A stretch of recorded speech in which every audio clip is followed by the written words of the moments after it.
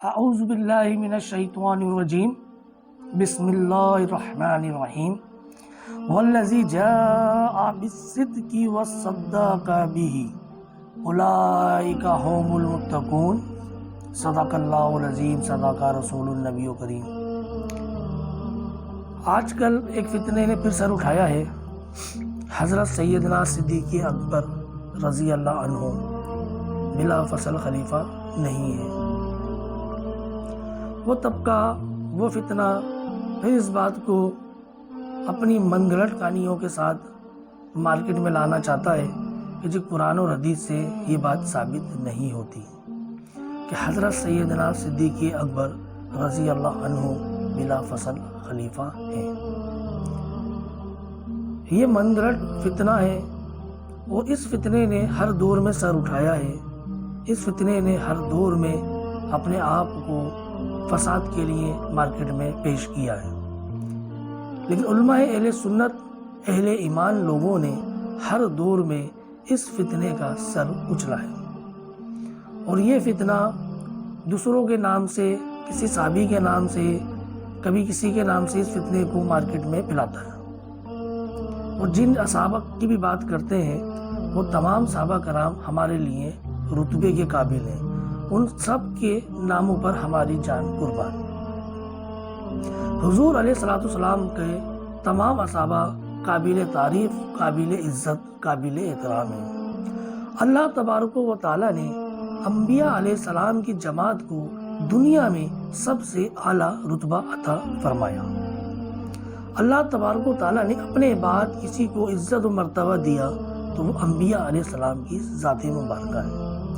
انبیاء علیہ السلام کے اندر اللہ تبارک و تعالیٰ نے کسی کو سب سے اعلیٰ رتبہ عطا کیا، سید المرسلین کا رتبہ عطا کیا، خاتم النبیین کا رتبہ عطا کیا، نبی و آخر الزماں کا رتبہ عطا کیا، تو وہ ہمارے پیارے نبی حضرت محمد مصطفیٰ سرکار دو عالم نور مجسم صلی اللہ علیہ وسلم ہے۔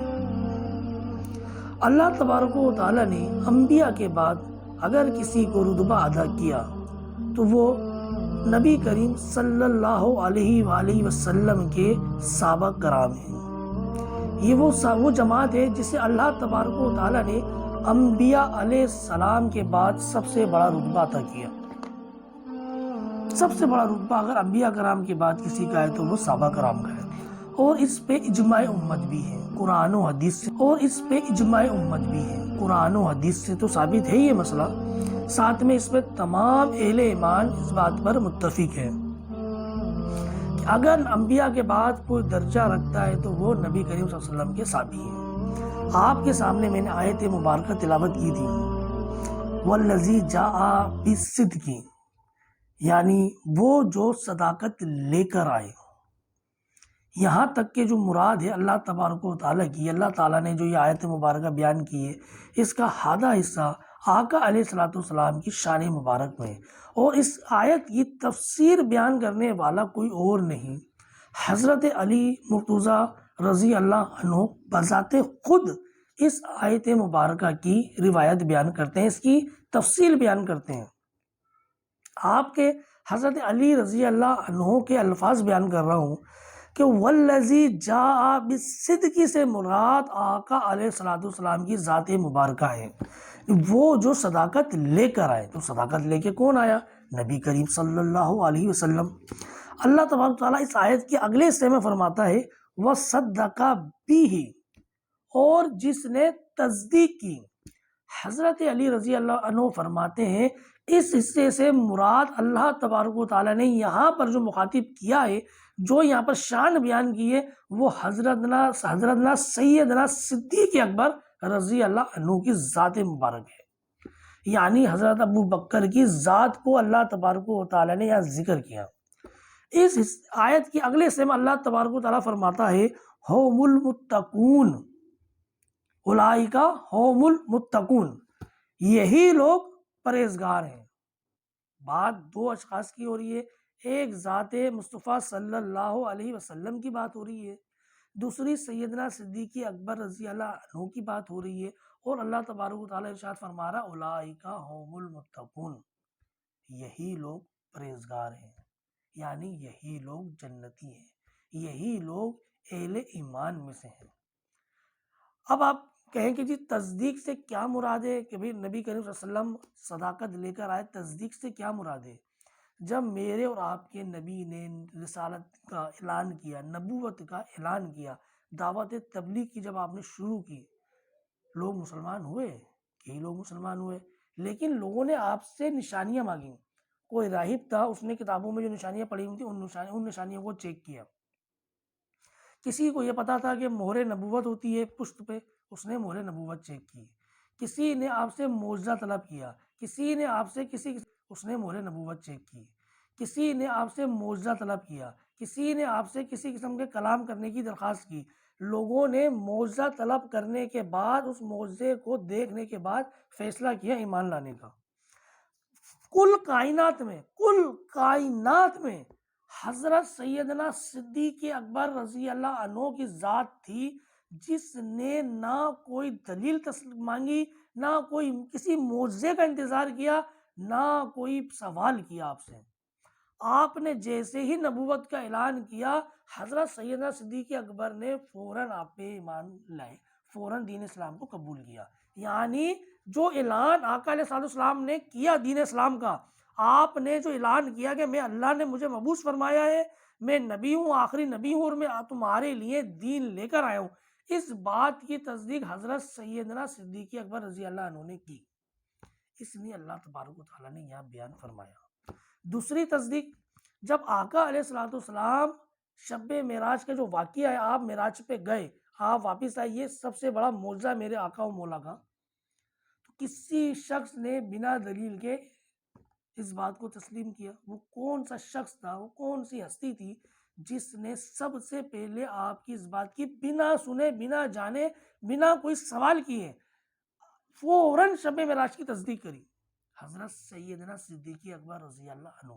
جب کفار نے آپ کو بتایا کہ تمہارا نبی تو یہ کہتا ہے کہ میں رات کے پہر بیت المقدس گیا اور میں جنت گیا اور میں نے جہنم گیا اور میں نے سارے آسمانوں کی سیر کری، تم حضرت سیدنا صدیق میں نے فرمایا کہ میں تصدیق کرتا ہوں۔ تو انہوں نے کہا کیسے، تم نے تو ابھی جانا بھی نہیں، سوچا بھی نہیں، بول تم تو ایک معراج کی بات کر رہے ہو، ایک رات کی بات کر رہے ہو۔ ارے میرے آقا و مولا مجھے روزانہ آسمانوں کی خبر دیتے ہیں اور میں صدیق اس کی تصدیق کرتا ہوں۔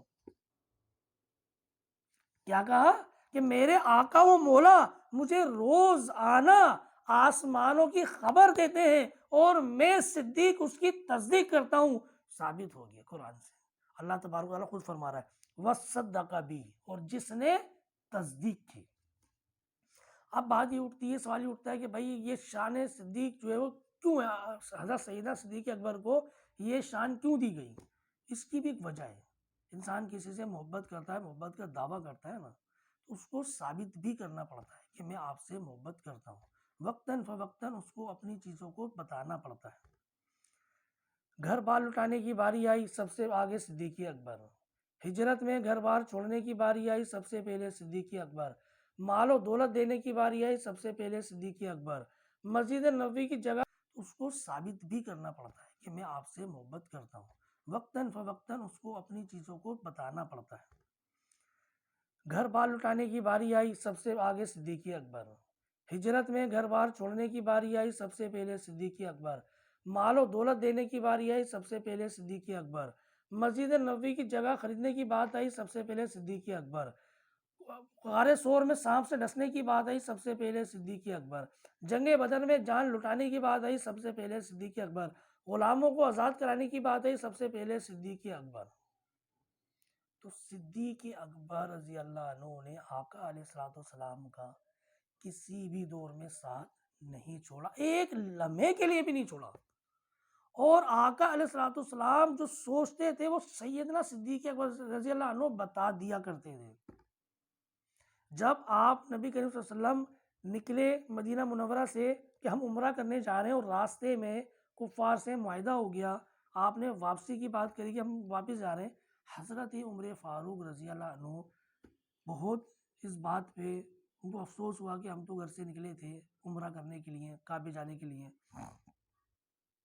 تو آپ نے نبی کریم صلی اللہ علیہ وسلم سوال کیا کہ یا رسول اللہ، آپ نے تو کہا تھا کہ ہم عمرہ کریں گے۔ تو انہوں نے جواب دیا کہ میں نے یہ ضرور کہا تھا کہ ہم عمرہ کریں گے، یہ نہیں کہا تھا کہ اسی سال کریں گے۔ عمر ہم عمرہ کریں گے، بہت جلد کریں گے عمرہ۔ آپ حضرت عمر فاروق رضی اللہ عنہ جاتے ہیں حضرت سیدنا صدیق اکبر کے خیمے میں، وہ اپنا سامان سمیٹ رہے ہیں، ان کو نہیں پتا کہ آپ نبی کریم صلی اللہ علیہ وسلم کی حضرت عمر فاروق رضی اللہ عنہ سے کیا بات چیت ہوئی ہے، ابھی پتہ کچھ بھی نہیں ہے۔ وہی سوال حضرت عمر فاروق رضی اللہ عنہ حضرت سیدنا صدیق اکبر رضی اللہ عنہ سے کرتے ہیں کہ صدیق، اللہ کے رسول نے تو کہا تھا کہ ہم عمرہ کرنے جا رہے ہیں، عمرہ کریں گے۔ وہی جواب دیا، عمر صحیح کہہ رہے ہو، نبی کریم صلی اللہ علیہ وسلم نے فرمایا تھا کہ ہم عمرہ کریں گے، لیکن یہ نہیں کہا تھا کہ اسی سال کریں گے۔ عمر فکر مت کرو، ہم بہت جلد عمرہ کریں گے۔ تو یہ ہے شان صدیق۔ اسی سب سے بڑا رتبہ جو ہے نبی کریم صلی اللہ علیہ وسلم کے بعد وہ سیدنا صدیق اکبر کا ہے۔ اور پھر آقا علیہ الصلوۃ والسلام نے اپنی زندگی میں، ظاہری زندگی میں 12 مرتبہ اس بات کو سمجھایا۔